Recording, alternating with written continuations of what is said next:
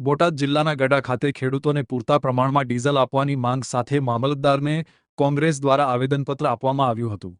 દેશમાં હાલ પેટ્રોલ ડીઝલની તંગી ઊભી થઈ રહી છે, ત્યારે ખેડૂતોને પૂરતા પ્રમાણમાં ડીઝલ મળી રહે તે માટે કોંગ્રેસ દ્વારા મામલતદારને આવેદનપત્ર અપાયું છે। જગતનો તાજ સમગ્ર દેશ માટે ધાન પકવતો હોય ત્યારે તેની મુશ્કેલીઓ વધે નહીં, તેને લઈને કોંગ્રેસે માંગ કરી છે।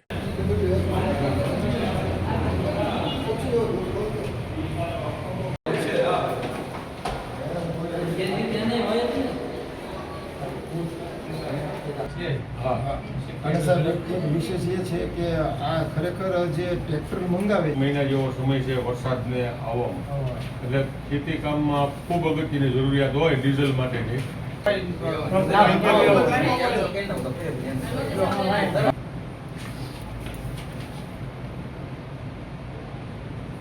ફક્ત 15 દિવસ પૂરતો હવે ખેડૂતોને પ્રોબ્લેમ છે કે ડીઝલની તત્કાલ જરૂર છે।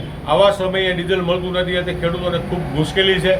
ગામડું અને અર્થતંત્ર ખેતી ભાંગી જાય છે, તો તાત્કાલિક ડીઝલની વ્યવસ્થા મામલતદારશ્રી, કલેક્ટરશ્રી કરે ખેડૂતો માટે, એવી માંગણી કરવા માટે આજે અમે આવ્યા હતા અને લેખિતમાં આવેદનપત્ર મામલતદારશ્રીને આપ્યું છે।